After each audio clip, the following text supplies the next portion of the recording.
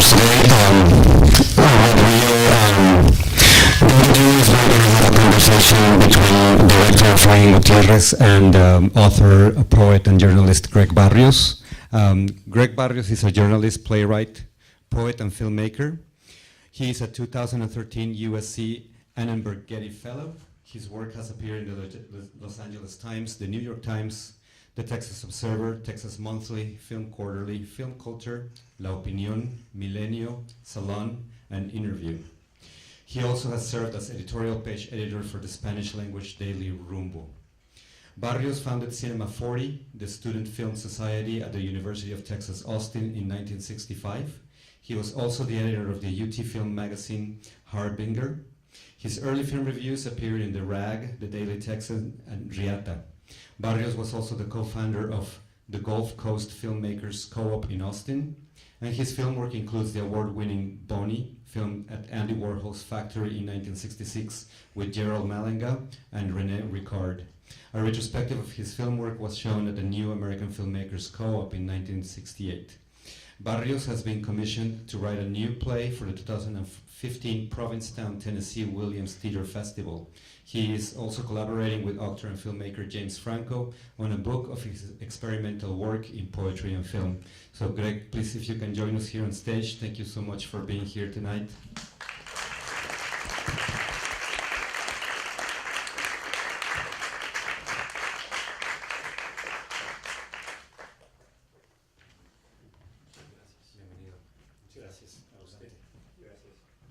And of course, Efrain Gutierrez, if you can please join us. It's a great honor to have you both together here. I would like to stay here all night and listen to you guys talk. So at some point I'm going to have to come and tell you to stop. Thank you so much, Efrain.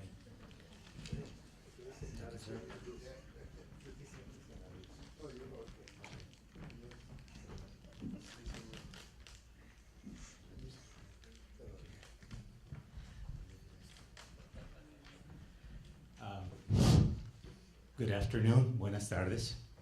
Thank you for coming. Efrain, the first time I met you, after I'd seen your 3 films, Diles que no me entierren vivo, Amor Chicano es para siempre, and Run Tecato Run, we were at the Mike Ayala, Lil Red Lopez fight. You were filming a documentary for boxing, and lamentamente this past week Tony Ayala Sr., one of the great barrio characters of San Antonio, passed away. And I was thinking of those times and realizing just how fragile life is. Someone you think that's a giant that lives on and on through all of the problems that we saw here in this movie today, con sus hijos, who fell prey to a lot of the things that you bring up in this film. And I was very, very moved to see this film again after all these years. So my question to you, or maybe my comentario, is, hey, how do you feel about it 35 years later? I feel real good. Pero como dices tú, half the people that came out in the movie already passed away. The one that played my brother, or my co-star in the movie, passed away. The one that played my brother passed away. One of my Cameron passed away. So like you say, and then like he's talking about, for those of you who don't know, Tony Ayala Sr. He was the father of primero Mike Ayala, who won 2 Golden Glove championship, Sammy Ayala, who won another Golden Glove championship, Tony Ayala Jr., who the 3 of his sons won Golden Glove championships.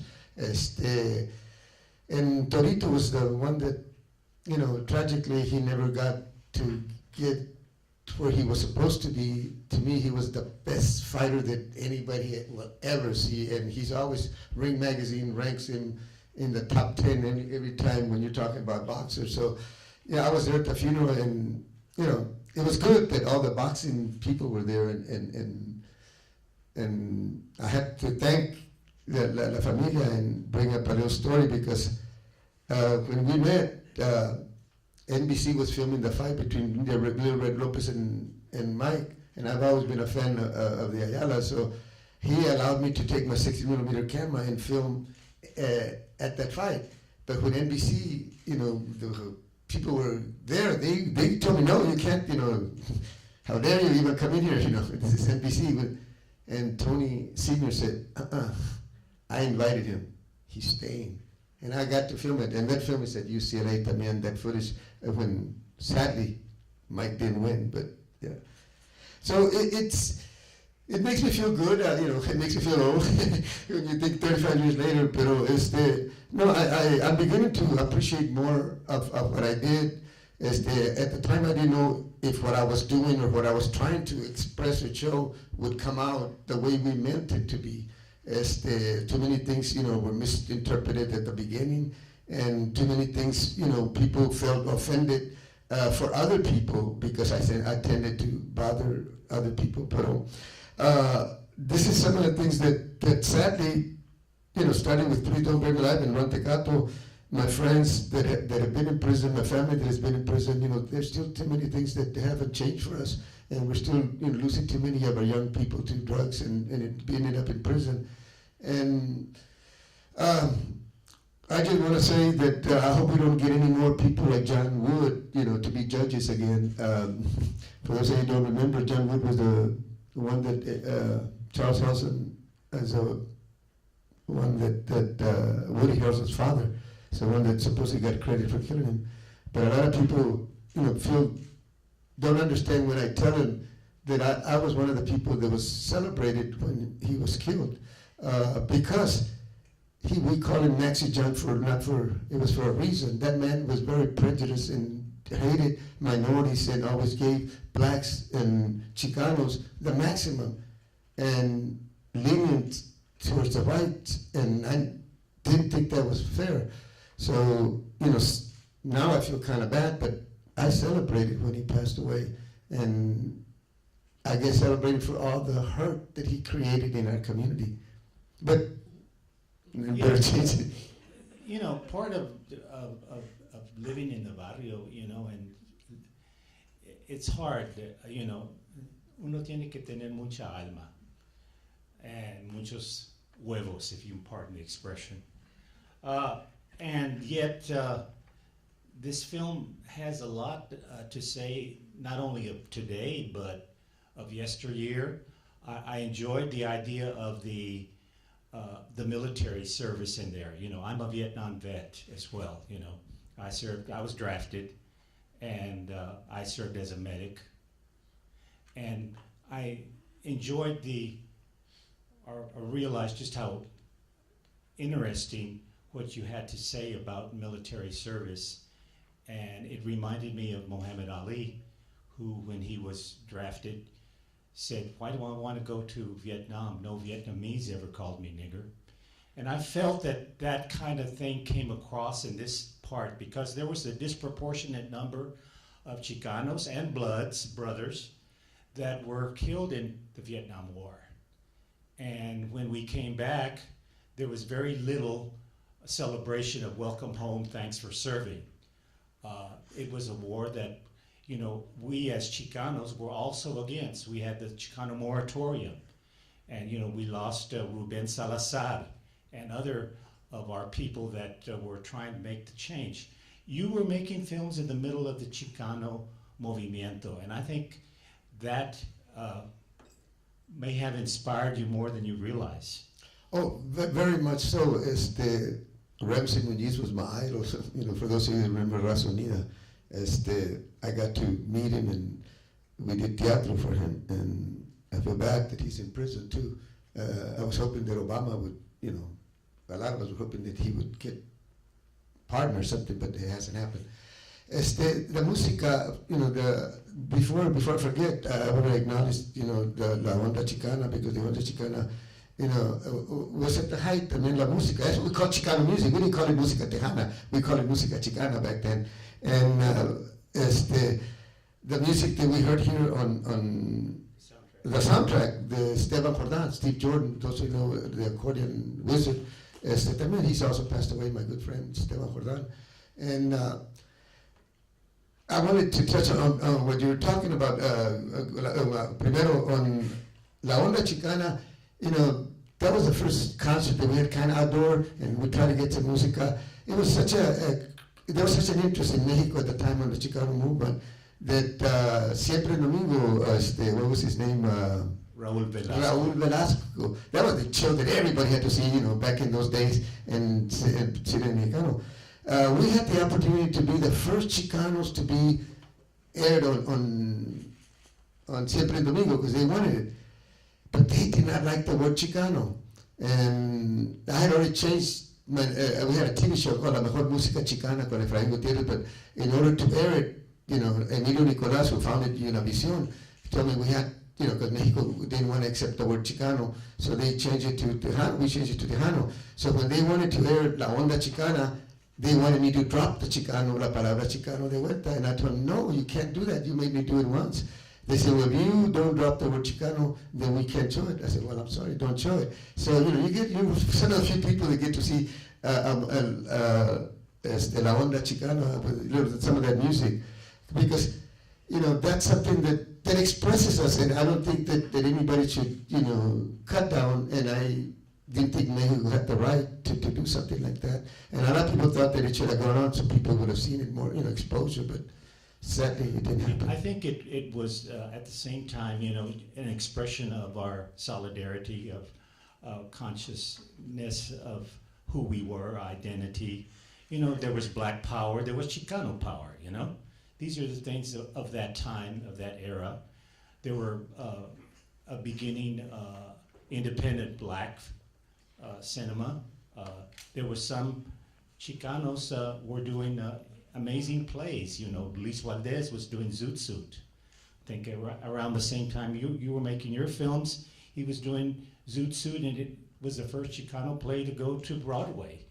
And they couldn't handle it. They didn't understand it, If you've ever seen a film version of it, you realize just how amazing it was, of the discrimination of our brothers and sisters back in the 1940s when they had the Zoot Suit riots, So all of these issues that we have, our indigenous past, all of these things have been building up, and, those scenes where you show your Indio side, como Agustín Ramírez used to sing, Sangre de Indio que corre por mis venas, ¿verdad? Yeah. So all of that, I think we have been denied expressing a lot of that, and we see it in your films. We see it in all your films, even the more recent ones. You have these indigenas that appear and philosophize and pray, and that's marvelous. Tell us about why you continue to do that. Well, I've grown up, como digo, yesterday or day before yesterday I was telling some people here, I have always accepted, and I think a lot of Chicanos, that's what I liked about the Chicano movimiento, that Chicanos, when we were Chicanos, we accepted the fact that we were Indios, tenemos sangre indio. Sadly, a lot of people that didn't want Chicano, basically maybe it was because they wanted to be more Espanol or whatever. But I think that's what united us also, Chicanos, that every one of us that believed in that, where we come from, de donde nacemos, de donde venimos, tenemos sangre en eso. So eso es una cosa that I was a migrant. I grew up being a migrant until I was 15 years old. We went to Ohio, Indiana, Michigan, and picking cotton in Texas y todo. And one of the things that I saw the pride in the Pachucos back in the 50s, when I can remember as being the first kind of rebels, and they were very proud. That's when I first started hearing about Chicanos. They were very proud of lo indígena. And I think that growing up, seeing, this kind of culture, like we would travel, como gypsies, in other words, we would go to towns like Defiance, Ohio, or Woodburn, Indiana, or something like that. And, there's no Mexicanos at all. And then for 3 months or whatever, we outnumbered the people in those little towns. But we were all kind of still seeing who we were and accepting, a lot of them. And I could never understand, why. I always felt like we Chicanos, we were always looking for money, and we were happy when we could get that money, and we would celebrate. And I was telling my wife, and it seemed like the white people had the money, and they wanted to take our money away because when we would make money, we'd go to the store and they'd take our money back. And I always wondered, I never saw him having as much fun as we did when we got him money. Maybe, it was something that I saw, and it was sad because I grew up thinking that everything was owned by whites. My teachers were white, the principals were white, the store owners were white, the farmers that we worked for were white. I mean, everywhere the policemen were white. It was pretty sad to grow up in that, in that time, looking at it from that view, from a young. And I started noticing these things when I was about 6 years old, when I was going to Indiana, never understanding, why does it have to be like that? And I think all those things that I saw growing up is what made me, proud of what I am and wanting to express.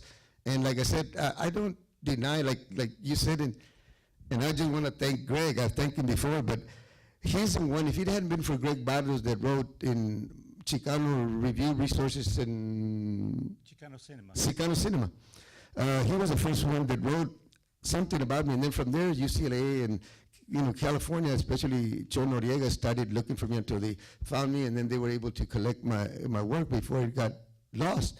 And it was Greg Barrios that first brought that up after I had been gone for 10 years or something like that. Everybody thought I had died, disappeared, whatever. It was one of the great disappearing acts of our time.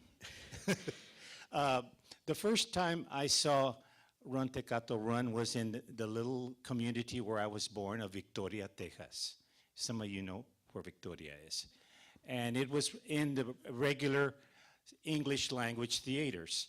For a long time in Texas, in Austin, San Antonio, Houston, El Paso, even in the Frontera, you had Spanish language theaters. I'm sure that if you are Latino or Mexico-Americano, your parents took you to those movies, and you grew up seeing Cantinflas, Tintan, Pedro Armandares, Maria Felix, etc. The amazing thing about it is that, and I think you said this at one time in some interview, that you would go, and I admit to the same thing, that we'd go to the Cine Americano to see Humphrey Bogart, or maybe John Wayne, or maybe the films of the 60s, Francis Ford Coppola's Godfather, etc. And then we'd turn around and we'd go see El Cine Mexicano.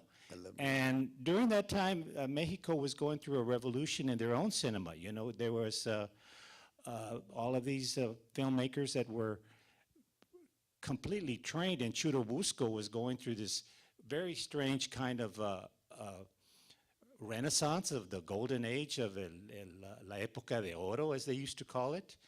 And so when your film started taking audiences away and they were being shown in English language theater, that created quite a problem for distributors like Azteca Films, etc. Would you tell us what happened when you had to deal with them, when they tried to buy your films and promised you to, hey, distribute them? Yeah, what happened is that when we first made Please Don't Bury Me Alive, the primer película, we offered it to Cinemas Centeno, who had the theaters in San Antonio. I told him, give me 10%, keep 90%. I just wanted to show my movies. What artistas came out? What Lucha Villa or Vicente Fernandez? I said, no, it's me, my brothers, my sisters, and the family in Barrio, whatever. So, it was kind of funny to them. So he said, no, he's not interested. In San Antonio, John Santikos owned most of the theaters at the time. He wasn't interested either. So Jack Landman, the guy that helped me a lot out of Trinity University, he suggested four-wall in the theaters. And when we four-walled, even Santico came in and became, partners after the third week, because I held him to that contract that we agreed. Because we made about 90,000. I think we ended up doing about 100 and some thousand with Santico alone. And that's when from my understanding, was that the theaters, the Teatros Mexicanos that he's talking about, that had them all over wherever there's raza, they were threatened that not to take my film and show it. If they did, they were going to get bad movies. But luckily there was Celestino Luna, who was used to be out of Crystal City, was living in Plainview, and he had 8 theaters in Kansas, San Antonio, and in Texas, 7 in Texas, 1 in Kansas, and 1 in Albuquerque. So he had like 8, 9 theaters throughout. And then I forgot this other guy from Dallas, Fort Worth, Waco. He had like 3 theaters, and he was a major theater owner that had a radio station at the time in Fort Worth. So they said, Efrain, we don't care, they can't hurt us, they'll hurt themselves. But we want your movie because the people are asking for it. And luckily, once they opened the door, the other theaters started falling in line because, like what you said, we didn't know what we had, but we knew that when we showed our movie in the American theaters, we drew the mexicanos que vinieran a ver la película into the American theaters. Y cuando le enseñamos en teatro mexicano, we drew a lot of, especially Chicanos that were not usually now seeing Mexican movies. So it was hurting. And from there, I was able to pick up, people from El Paso, American theaters from El Paso, Brownsville, and other areas. And also, a lot of theater Mexicanos, we were able to go just about practically every little theater in Texas, or Teatro Mexicano in Texas, we covered. And then we went to Detroit. We got called to Detroit, Michigan, Chicago, Colorado, and what have you. The thing was that we were so disorganized because we were doing everything ourselves that we didn't plan it right. Sometimes we would be in El Paso, and then we would have to come back to Brownsville, and then go back to Stockton or something. So we were crisscrossing, and that's what we were tired. So when Mexico came and offered Agra Sanchez, no, not Agra Sanchez, Sotomayor, Jesus Sotomayor, who was working for Azteca at the time, came and offered to buy the movie and promised to take it to Mexico and España and all these kind of things and make us millionaires. I thought, why not? So I signed the rights, and the movie was shelved and was never shown again for more than 20 years until UCLA basically got it back for us. So that's kind of the story of. I have a question that I've always wanted to ask you, and I've never asked you this. And when you mentioned four-walling, I remember that the first example of four-walling that was successful was a few years before your film. It was a guy named Tom McLaughlin. He made a film called Billy Jack. Billy Jack. About an ex-Vietnam vet who was part Indio.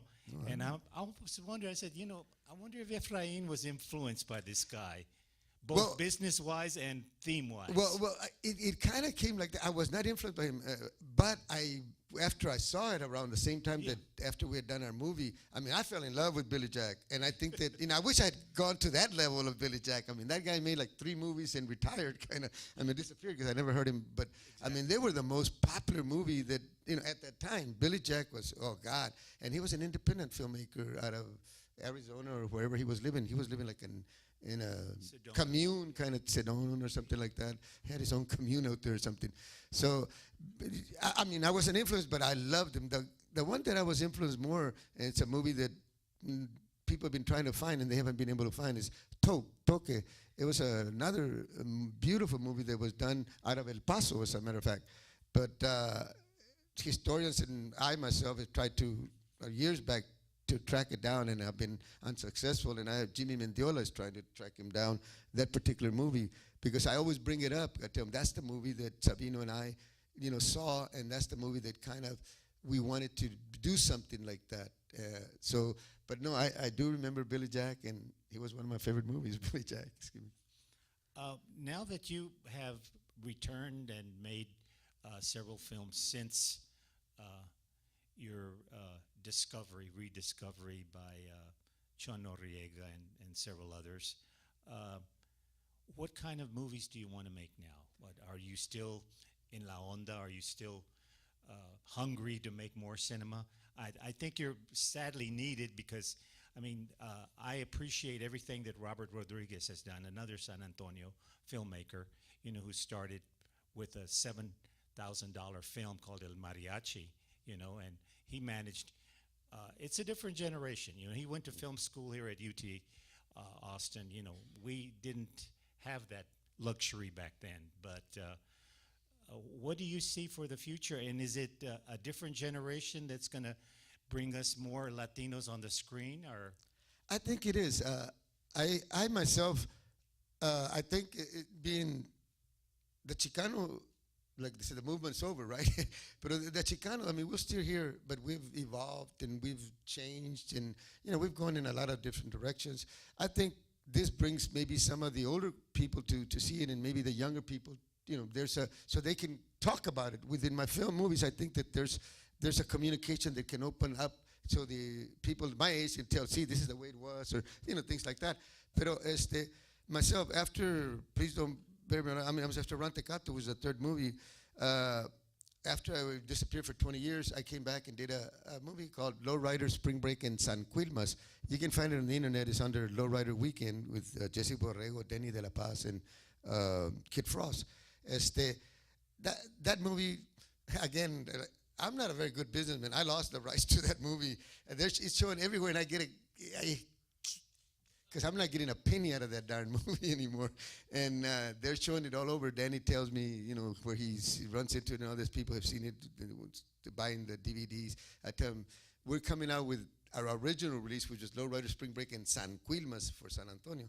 And then we did another movie, which is more of a family. I've been trying to show a softer side, because I was very angry at the time and trying to do too many things when the movimiento was going on, because I was affected by the movimiento.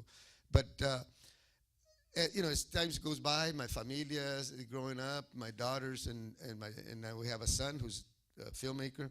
So what I ended up doing is I think that I wanted to show another side, a family side, a better view of of nuestra raza, nuestra cultura, because I know that I've been accused that my films are showing nothing but negative, or they're showing drug addicts. They're showing, well, sadly that's what I grew up with, and sadly that's the way a lot of our lives were involved, especially if you came from a poor barrio like I did.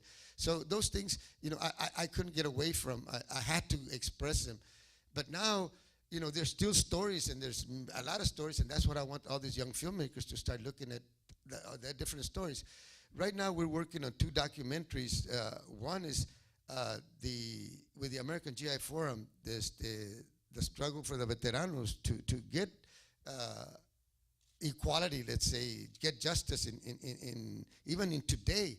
And today I have, one of our producers of that is here, Placido Salazar, and he is a Vietnam veteran, got the Bronze Star, got the Purple Heart, but he got him this past year. After almost 50 years that he was in the military, he finally got, his medals.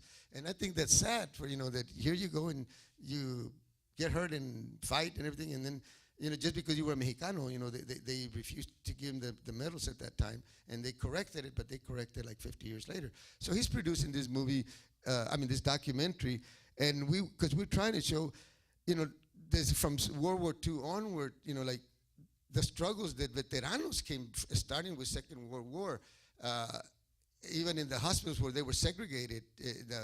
If you were a soldado and you were a Mexicano, you were on one ward, and if you were a soldado and Americano, a white soldier, you were in a better ward. This is what Dr. Hector Garcia out of Corpus, went and corrected. This is what Gus Garcia, originally out of Laredo, but known from San Antonio, filed all these lawsuits against the districts for segregating, because we had 2 schools, we had 2 classrooms. Even when they tried to join us together, you always knew that the one part of the school was for the whites and the other half. So this is that's a story that I'm not a veterano, but I can really feel for veteranos, because they're trying to get a hospital in the valley. Since almost after World War II, they've had over 300,000 veteranos out of the valley, and they have to make a 15-hour drive to San Antonio, because a lot of them, they got hurt during that time, during the wars, and now have to drive 15 hours just to see the doctor, when they should have had a hospital, and they're still trying to. That's one of the purpose of the documentary, bringing the issue of the hospital, that they're still pushing to get that hospital. So I'm very, we're almost done to that. We're going to Washington, D.C., I think, in California, and then after that we wrap it up. The other one that I'm doing that I'm also very proud of is, because I'm going also, like you see all the indigenous, of course, all lo indígena que miramos es más del mexicano, del azteca, del maya, pero, digamos, from Mexico. I'm doing and looking at our stories of the Native American de aquí de Estados Unidos. My son and I have worked, and my wife, who's back there doing everything for me, my wife Irma and my son Efrain Abran have just finished filming. They're short. This one's a short, it's a video short, and it's about the betrayal. And this is based on the massacre that the Maribula Mar, the second president of Texas in 1840, the president of the Republic of Texas, he was the second president. The first proclamation that he made was to get rid of all the Indians in Texas, and he declared war on them. He said, burn their villages, their crops, make life hell in Texas so that all the red men get out of here. And he went after him in 1838, and in 1839, he conquered the Cherokees and killed Chief Dwali, who was known as Chief Bowles, and moved him to Oklahoma. And then he invited the Comanches to San Antonio in 1840 for a peace treaty at the council house. And when they showed up, the Texas Rangers massacred and killed over 100 Native American women, children, and of course chiefs. About 40 chiefs were killed in that incident. Very few people, even though it's part of history, very few people actually know that. And even in Texas history, you see by one page. Other than that, it's like Texas wishes they could erase that. And when we did a play about it, people just couldn't understand, couldn't believe. Even Native Americans, Comanches, don't even know basically the story of what happened. So these are the stories that that I would like to bring. History to me, I'm trying to document from a different perspective, not from Hollywood or not from I don't mean to insult, but a white mentality. No, I want it from a Native American point of view. Like in this case, why did the Indians go there? They knew all the problems. They knew Maribu wanted to kill all the white men. I mean, all the Indians. So this documentary gives the insight from the Native American point of view and why they go to this meeting, and what happened. What do you feel that, and I believe you said this at the beginning of our conversation, that basically, many of the problems that we saw here still remain. We have a lot of unfinished business still to attend to in our communities, in our barrios. And do you feel that that's being addressed by other younger filmmakers, by the fact that, we as a population in the United States are now, the second largest minority in the United States. We are being courted by all sorts of politicians and all sorts of groups for our advertising dollars, etc. Do you think that all of this can be corrected with more films that deal with our stories, with our problems, as opposed to maybe making a historical film of the past injustices when the present still needs to be addressed for us now and for our children? Right. I don't think it can be corrected, but I think it can help for us to understand and maybe get the generations we're losing a lot of generations. We're still losing a lot of young. And before it was mostly all men, but now we even have a lot of women getting involved. And this is sad in my part. Has it changed? Well, we're building more prisons. In Texas is the state that has more prisons than anywhere else. So, I mean, we're building prisons. The prison system in Texas is here to make money. I'm glad that Obama last week finally, at least the president is paying attention to it, and he plans to release a lot of the prisoners that are in there for nonviolent crimes dealing with drugs, and trying to address that and make sure that this, maybe give him training, give him some medical help, give him a different way to help themselves instead of keeping in prison, because everybody knows we spend more per prisoner than we do in spending our students to send them to school. I mean,